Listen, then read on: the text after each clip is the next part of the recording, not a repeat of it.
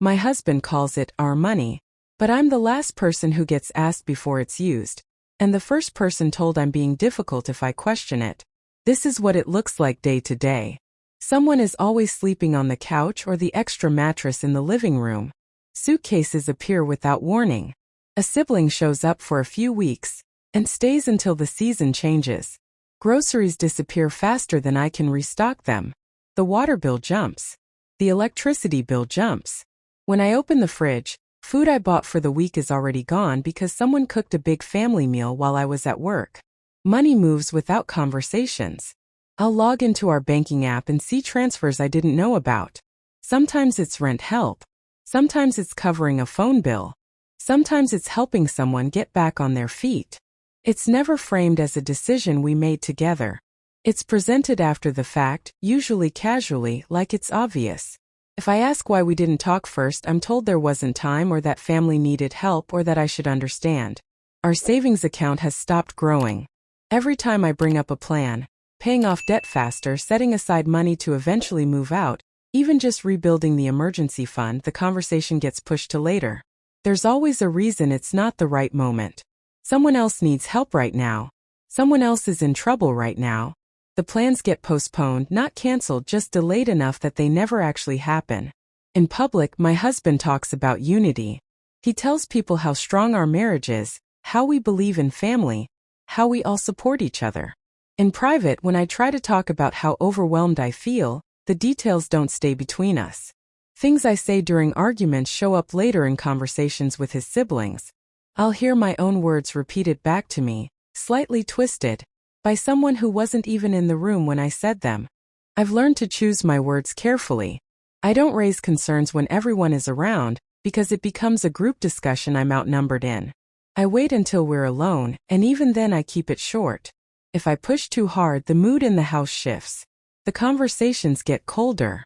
The support I usually get, small things like help with chores or just being listened to, pulls back. When I stay quiet, things are smoother. When I don't, I'm told I'm creating problems. I keep telling myself I might be overreacting. I remind myself that this is how he was raised. That in his family resources are shared. That marriage means compromise, and compromise sometimes feels uncomfortable. I tell myself that if the roles were reversed, maybe I'd want to help my own family too. I minimize it by saying it's temporary, that once things stabilize financially, we'll have more control again. We didn't meet in some dramatic way. We met through mutual friends at a small gathering. We talked about work, about where we grew up, about how expensive everything had gotten. He was calm, responsible. He talked a lot about duty and showing up for people. At the time, that felt reassuring. Sounded like maturity. Early on, what felt safe was how steady everything was. Bills were paid. There was structure. He didn't make impulsive decisions about us. He valued family, which I took as a sign he would value marriage too. There was a sense that life had a clear order to it, and that made me feel less anxious about the future. The first small shift was easy to dismiss. One of his siblings needed a place to stay, just for a bit. We didn't really sit down and talk about it. It was more like an announcement followed by reassurance. I had questions: how long, how would expenses work? But I told myself it wasn't worth making a big deal out of something that was supposed to be short-term. When I brought it up later, I was told we'd talk about it after things settled down. That conversation kept getting postponed. Then it happened again. And again. The stays overlapped. One relative would leave and another would arrive. The house never really went back to being just ours. I noticed that when I stayed quiet, my husband was warmer, more affectionate, more appreciative. When I tried to set boundaries, even gently, the response was immediate defensiveness. I started editing myself. I stopped bringing up money unless absolutely necessary. I learned which topics caused tension and avoided them. I found myself explaining our situation to friends in a way that made it sound reasonable. I'd say things like, "It's just how his family is," or "It's cultural," or "Everyone's struggling right now." I know it sounds small, but when every decision affects your finances and your home, it doesn't feel small when you're living it. I'd defend him by saying he has a good heart, that he's just trying to help. At the same time, I'd feel a knot in my stomach every time I checked our account balance. I stay for concrete reasons.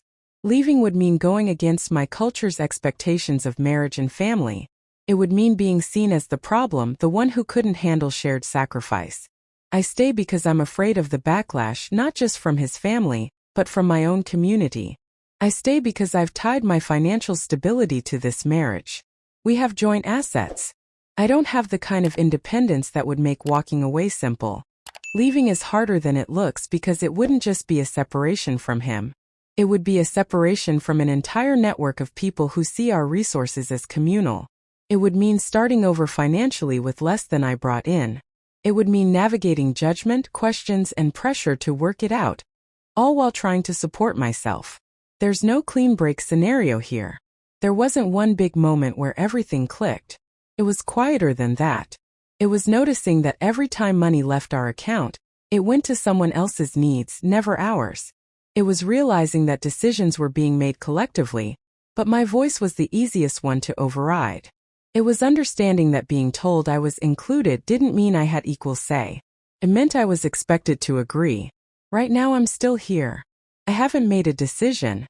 I'm more aware of what's happening, but I haven't figured out what to do with that awareness.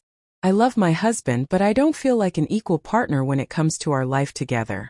I'm stuck between wanting to honor the idea of shared sacrifice and wondering if sacrifice is only expected from one side. So I keep asking myself the same thing over and over. When does sacrifice stop being mutual?